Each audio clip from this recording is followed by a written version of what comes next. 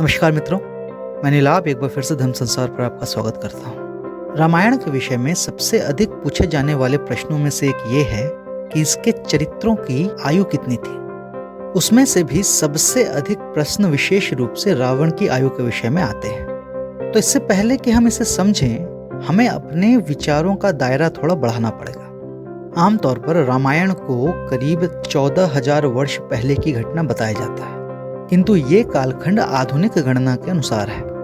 यदि हम वैदिक गणना की बात करें तो हिंदू धर्म में रामायण का कालखंड बहुत पहले का है। वैदिक गणना और ब्रह्मदेव की आयु पर एक वीडियो हम पहले ही बना चुके हैं, उसका लिंक हमने डिस्क्रिप्शन में डाल दिया, यदि आप चाहें तो उसे देख सकते हैं। अब हम आते हैं रावण की आयु पर। इस विषय में यदि आप इंटरनेट देखें तो वो गलत जानकारियों से भरा पड़ा है।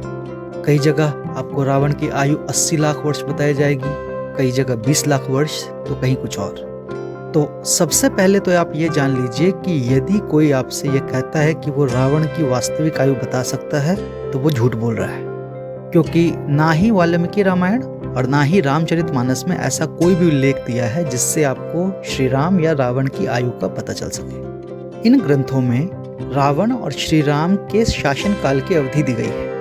उस अवधि के अनुसार आप श्री राम या रावण के आयु का केवल अनुमान लगा सकते हैं। तो इससे पहले हम आरंभ करें, मैं संक्षेप में एक बार फिर से बताना चाहूंगा कि पौराणिक काल गणना दिव्य वर्षों के आधार पर मापी जाती थी। एक दिव्य वर्ष में 360 मानव वर्ष होते हैं। 1200 दिव्य वर्षों का एक चरण होता है। त्रेता युग कुल 3 चरणों में बटा होता है। रावण का जन्म त्रेता युग के अंतिम चरण के मध्य में और श्री राम का जन्म त्रेता युग के अंतिम चरण के अंत में हुआ था। रामायण में ऐसा वर्णन है कि रावण ने अपने भाई कुंभकर्ण और विभीषण के साथ 11,000 वर्षों तक भगवान ब्रह्मा की तपस्या की थी। तत्पश्चात रावण और यक्षराज कुबेर का संघर्ष भी बहुत दिनों तक चला। उस संघर्ष के पश्चात रावण ने कुबेर को परास्त किया और लंका पर आधिपत्य जमाया। ऐसा वर्णन है कि रावण ने लंका पर कुल 72 चौकड़ी तक शासन किया था।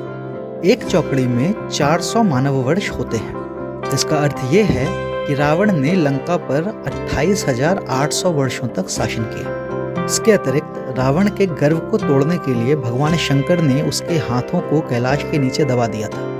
तब रावण ने 1000 वर्षों तक उनकी रोते हुए तपस्या की थी और उसी समय रावण ने शिव स्तोत्र तांडव की रचना की।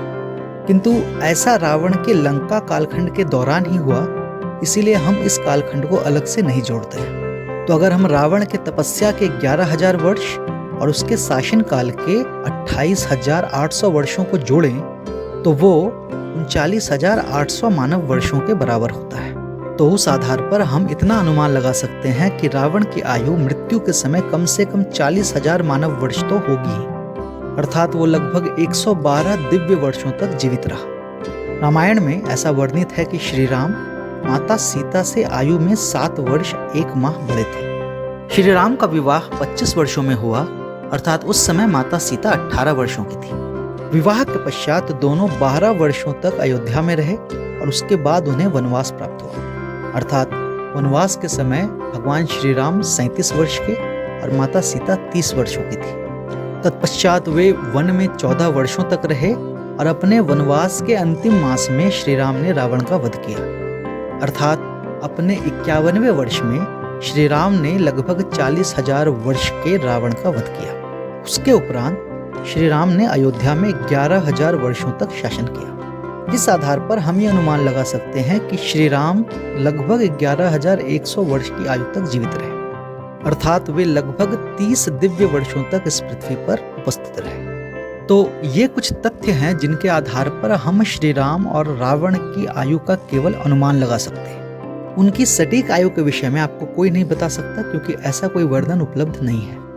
इसीलिए यदि आपको कहीं भी ऐसा लिखा हुआ मिले कि श्री राम और रावण की सटीक आयु इतनी थी, तो समझ लीजिए कि वो जानकारी गलत है।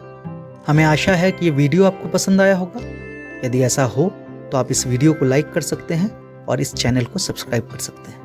यदि आपको धर्म संसार के वीडियो ज्ञानवर्धक लगते हों तो आप इसे अपने मित्रजनों और अपने परिवारजनों के साथ साझा कर सकते हैं। हम शीघ्र ही एक और ज्ञानवर्धक वीडियो लेकर आपके सामने उपस्थित होंगे। तब तक के लिए विदा चाहता हूँ। जय श्री राम।